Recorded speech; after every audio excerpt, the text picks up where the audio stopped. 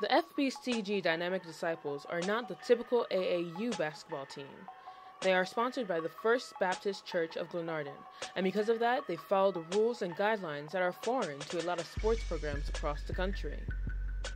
It's not always about basketball, It's about people. It's about your character. It's about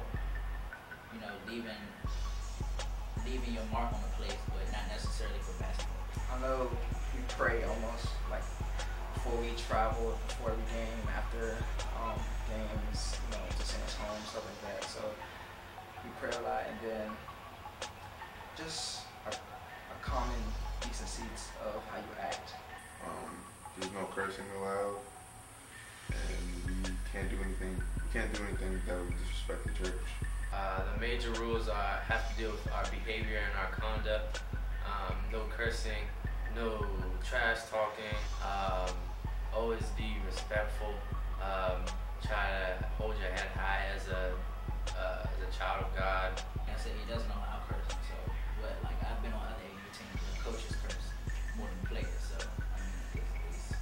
it's a good experience. The biggest rule that I heard about was a no cursing rule, which doesn't seem to faze anybody.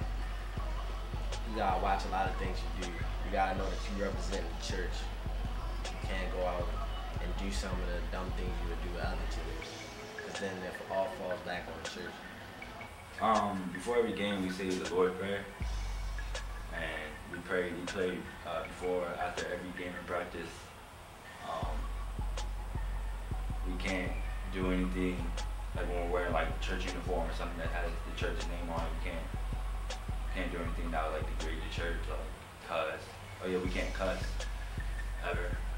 And we realized that other players around us will curse at us, and they would trash talk to us on the court and stuff like that. But as a church team, we have to be respectful. We're not allowed to say these curse words. So we learn patience within ourselves, so that on the court we don't go attack other people. While the program focuses on developing godly young men, it doesn't seem to affect their play on the court. The Dynamic Disciples are one of the top teams in the country and have won tournaments in several states. You go into a gym and the team sees a cross on your warm-ups or sees Dynamic Disciples. They're like, oh, these are some soft church boys. We're gonna just run them out the gym. But nah, it's not that at all. As far as on the court, I don't see any difference than other teams, maybe big programs that we play against or we see. It's no difference on the court, maybe just off the court. We have that, integrity or value of presenting ourselves the right way. And because of the program's success, the 17 and under team was invited to play in several top-level tournaments across the United States and have given its players opportunities that they may not have been able to receive otherwise. We've been to Myrtle Beach, West Virginia, Philly. We're in Florida right now. Beautiful place. Richmond. Basically, we had a lot of tournaments around DMV. It's very active, and I like that it's very active, because the more tournaments we go to, the more college coaches will be able to see you. So they'll be able to evaluate you, and basically you get your scholarships in July. These tournaments in July got us exposure, got us out there. There's a lot of college coaches when you go to tournaments showcase your skills, so they take note. Exposure and playing with people on top level. That's what you need. You be able to play with a lot of kids who's out there on the circuit and get your chance to play in front of college coaches. It's amazing to see all these kids that are on the internet and on the TV ranked so high in sports, and you always wish to yourself to see the coaches sitting there in front of you play. And I've always wanted to experience that, and by traveling with this team, I get to see everything that I've always wanted to see. A large part of what made this team successful was its coaching staff, and head coach Daniel Abraham led the way. Yeah, he's intense. He wants to win. He always has a certain energy about him. in between a players and a hard-nosed coach. Because he knows the game real well. And he doesn't really tell you by yelling, but then there's at times when he get real angry. Most of the time, he's real laid back, and he'll let you know what you did wrong and what you did good, or what you can do and what you can't do. He's a younger coach, so he's into the game, he's hard into the game, so he's doing it for us. Really, I believe he's doing it for us, and he's a hard worker. So I think passionate would be the word to describe. He's very patient. He's definitely into the game. He has a passion for the game. And he wants to see us strive and play every hard. Even though we're not playing hard, he's going to come out the game. Coach Daniel, yeah, I think he's a real good dude. He got a genuine personality, good coach, you know. Coach Daniel, he real passionate person. He wants to go out there and get the W every game. He wants us to do well. He keeps it real with people off the court. If you ask him a question, or if you don't even have to ask him, he'll tell you. He doesn't bite his tongue anyway. I mean, yeah, he's cool. He just wants to make sure that we're all together as a team. It's demanding in a good way. If he says one thing, we carry it out, we do it, no questions asked. He cares about us, how we present ourselves more off the court, a lot off the court, make sure we saying the right things, doing the right things. So I think that's important. That's a good thing as a coach. So in the long run, we get a good coach who has a lot of experience, tells us the right things, and he's very influential on us. I mean, I don't really consider him a coach. He's more like a big brother to me. But perhaps the most important quality for a coach is his ability to impart wisdom on his players and to teach them both basketball and life lessons. Everybody as a team learning something, like as we came on this team. I think I'm learning how to be a more versatile type of player, not just straight scoring, do other things now. Oh yeah, defense, the help side defense. I didn't really know you play man-to-man like that. I learned that. I learned a lot from the way he teaches the man-to-man defense. Learned a lot from that. Just being more of a leader on the floor, I feel. He's talked to me about that before and proving myself because, at the end of the day, we want to get scholarships. So, I mean, he teaches and encourages us to just play hard all the time to get that scholarship or to get the money. Yeah, I learned a lot from basketball-wise. Like how to run your lanes when you're on the fast break, or how to run and how to seal on box outs. There's different things about basketball. I learned a lot from, Coach Daniel made us go to church on Sundays and stuff like that when we were home. So that was big, 24-year-old man that wakes up and goes to church on Sundays and not out partying Saturday night until the wee hours of the morning. That's big, That's shows that the type of person that he is. Keep God first. No question. I learned that from my mother and my family, but definitely that's what he stresses. And he's a real humble dude.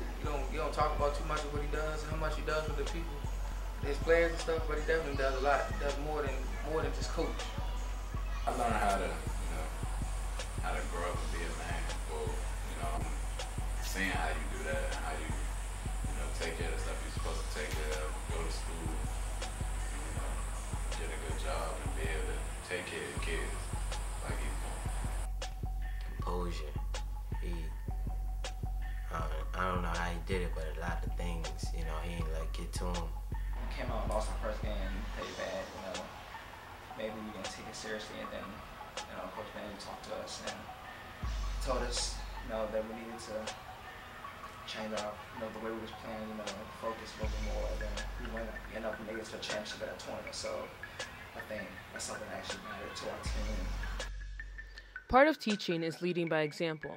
Coach Abraham says he wants his players to know he will run through a wall for them, and in turn hopes they would do the same for him. Did a lot of things for everybody. pick me up every time to go to practice. Pick me up. Then he go all the way to Montgomery County to get Willis, and then go all the way to Greenville. That's a lot of driving. I mean, he sacrificed for everybody on the team.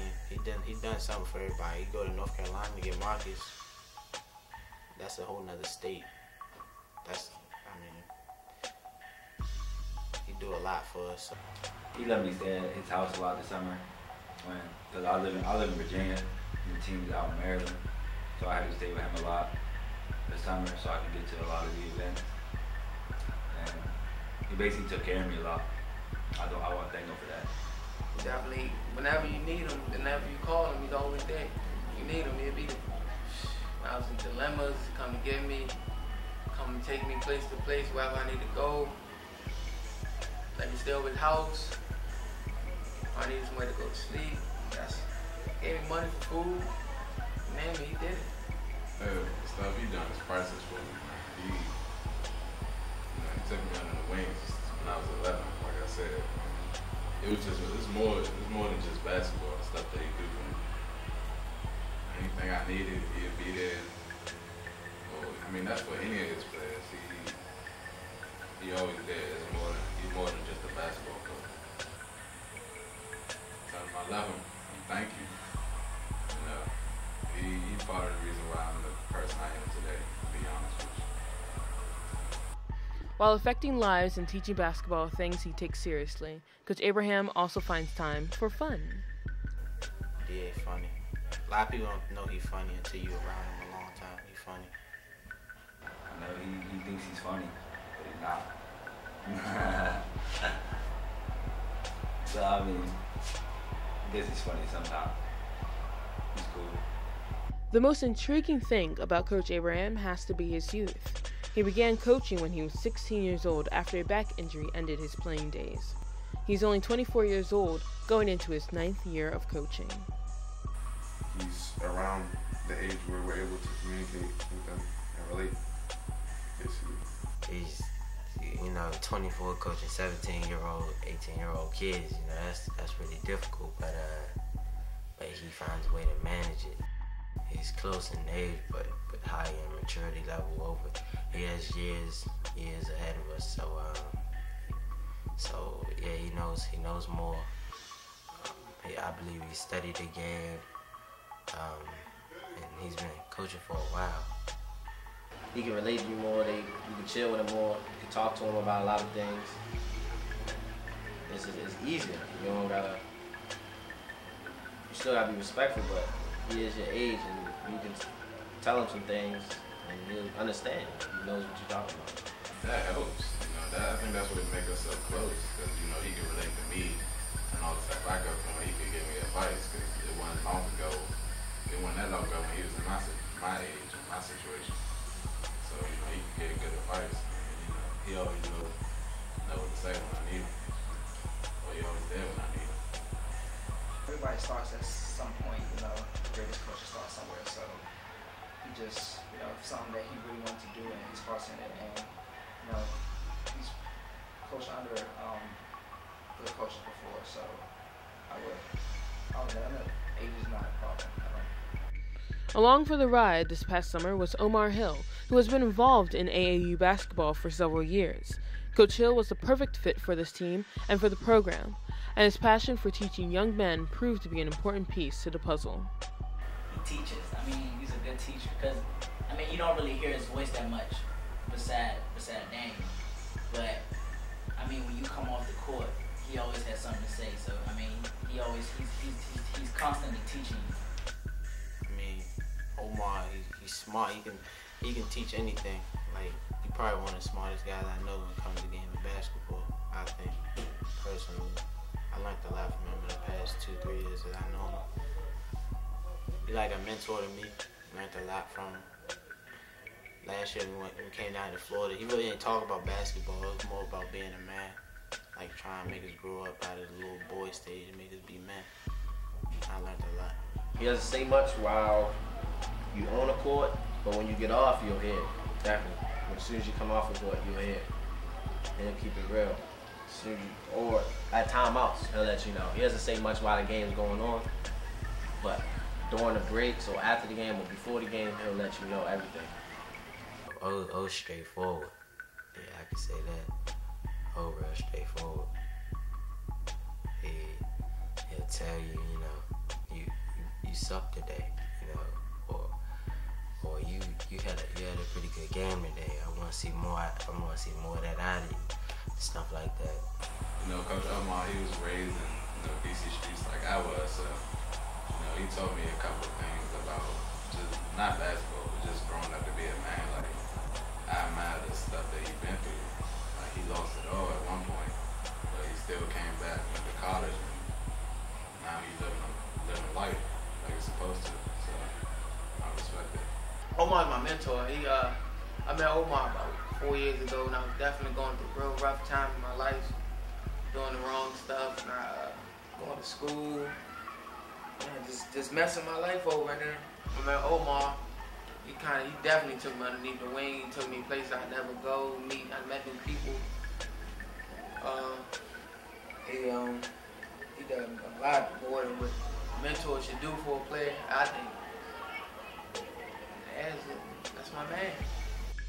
The First Baptist Church of Glenarden AAU basketball program is only in its third season, but as you can see, has already impacted the lives of several young men and will continue to do so in the future.